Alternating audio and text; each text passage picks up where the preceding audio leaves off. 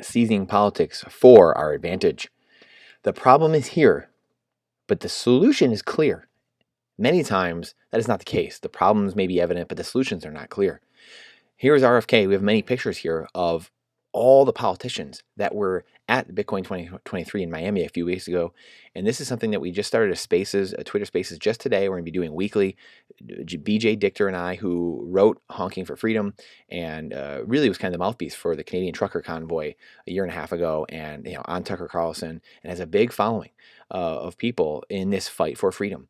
And this is serious. This is a very serious thing. So him and I just started a weekly podcast and Twitter Spaces. We had a couple hundred people on there today live. We were going through and running the show for almost 2 hours. We're going to do this every week, basically 12 to 2 p.m. Eastern Standard Time, and bridging the gap. Basically, the idea behind this is bridging the gap between politics and Bitcoin. And many Bitcoiners, libertarians, people in that nature, disenfranchised. Many people disenfranchised with politics and leaving politics and don't want government in their lives at all. Yet the problem is when you aren't involved in politics, you are almost guaranteeing that the thing you don't want most is going to happen. As Plato said, if you are not involved in politics, you'll be governed by your inferiors. And so that is the genesis that's the premise of this. So we have to understand that Bitcoin changes you. You don't change Bitcoin. So we have people, politicians here in Bitcoin. This is not a bad thing. This is an amazing thing, because the more they understand, the more they get it, and the more they're talking about it, it incepts sound money, freedom, and education into the average person's mind, and they have to start learning about this. As more banks fail, more bad situations happen, the more Trudeau opens his mouth, the more trucker situations that happen, the Dutch farmer situations, and then you see people like a Ted Cruz, Cynthia Lummis, RFK, Vivek Ramaswamy, Tulsi Gabbard, who are all there at Bitcoin 2023 talking about freedom, talking about property rights, talking about wealth, talking about your sovereignty. All of a sudden, the fusion comes together and people start realizing what is going on in the true path towards wealth and prosperity and freedom. Inception. In today's political landscape, the power of inception cannot be underestimated. The more politicians discuss a particular topic, the more it permeates the collective consciousness. It's huge. It's huge. Whether we like it or not, people still turn to politicians for guidance. This is a reality we have to engage with, we have to understand, we have to accept. Harnessing this dynamic to our advantage is crucial. Bitcoin has the power to transform not only our financial systems, but also the politicians themselves. That is key. That is the biggest thing. Again, like we said, you don't change Bitcoin. Bitcoin changes you. That is what we need. As they become familiar with this revolutionary technology, it holds the potential to reshape, here's the punchline, reshape the influence of government, returning freedom, liberty, and wealth back to the hands of the people. Back to the hands of the people. Reshape the size and influence of the government. Think about that. We have an ever-growing, we've talked about this all the time, the Department of Homeland Security, just in 20 years of creation, has 240,000 people that work there. We got along fine before that.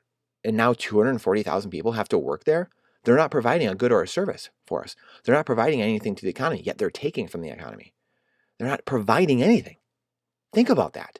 So Bitcoin and education and hard money, deflationary world, a neutral money that captures deflation and brings it and distributes it back to the people, lower costs and higher standard of living, has the massive ability to reshape the size and influence of the government and rescope the government and bring it down to its limited nature, which gives people maximum prosperity and maximum wealth and rights.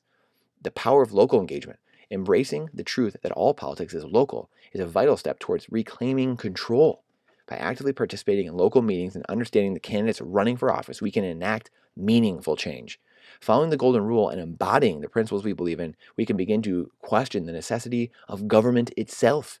Yes, we will get there. Many libertarians, many people on both sides of the spectrum say, well, we don't need government. Yes, but we have to cross that bridge somehow. We have to get there somehow. We don't just snap our fingers and government's gone and agencies are gone and administrations are gone. They should be, but we have to get there somehow. We have to work both ends towards the middle. The political end and the Bitcoin end, the sound money end, the education end. They have to work toward the middle until we've cleansed the body inside and out. Bitcoin provides a path to realign incentives, empowering individuals and restoring power to the people. Here's Tulsi speaking, and you got to watch these speeches too. Go to Bitcoin Magazine's YouTube channel. They're phenomenal. They're all about 15 to 25 minute speeches, and they're phenomenal speeches. The broken money and aligned incentives. When a broken monetary system drives up costs and erodes the value of our currency, its impact reverberates throughout society. For example, farmers in their struggle to sustain their small businesses and livelihoods are forced to make compromises. They resort to using cheaper ingredients, often with unforeseen consequences for our health and the environment. The cycle continues as these companies perpetuate and degrade the quality of our food supply.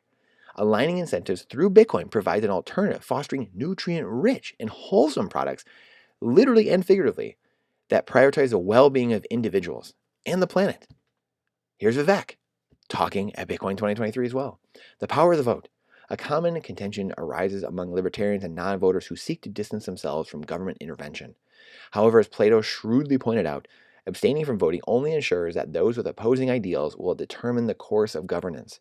By exercising our right to vote, we can influence the political landscape and work towards minimizing the role of government in our lives, therefore increasing liberty and prosperity. It is through orange pilling politicians, so educating politicians, enlightening them about the potential of Bitcoin, sound money, hard money, that we can gradually reduce the size and impact and scope of government, navigating the chaos towards a brighter future. A catalyst for good. In its journey towards reclaiming control, Bitcoin emerges as a catalyst for change. By leveraging the power of inception and embracing the significance of local engagement, we can reshape the political landscape. Aligned incentives facilitated by Bitcoin enable us to transcend the limitations of a broken monetary system and forge a path towards greater well-being and prosperity. It is through collective action of individuals fueled by a shared vision that we can navigate the collateral damage of the fourth turning transition and emerge stronger on the other side. Let us seize this moment. Let us seize the current political situation and steer the course towards a brighter, freer, and more prosperous future. Stay strong. Brandon. I appreciate you guys coming to my TED Talk. I appreciate you being here listening to this. Please share this out because the algorithm hates truth. Hates truth. This is not financial advice, it's freedom advice. Question everything with boldness, even the existence of God himself. We need to minimize the collateral damage that could be done by ourselves, to each other, and to this country, and to freedom lovers everywhere. We are in the time that tries men's souls. This next 2 to 4 years is massive. It's make or break. Are we going to destroy each other and kill each other? Or are we going to give freedom and prosperity and liberty back to all people and reduce the size of government and reduce the chaos and noise in our lives? I appreciate you. I look forward to seeing you on the next one.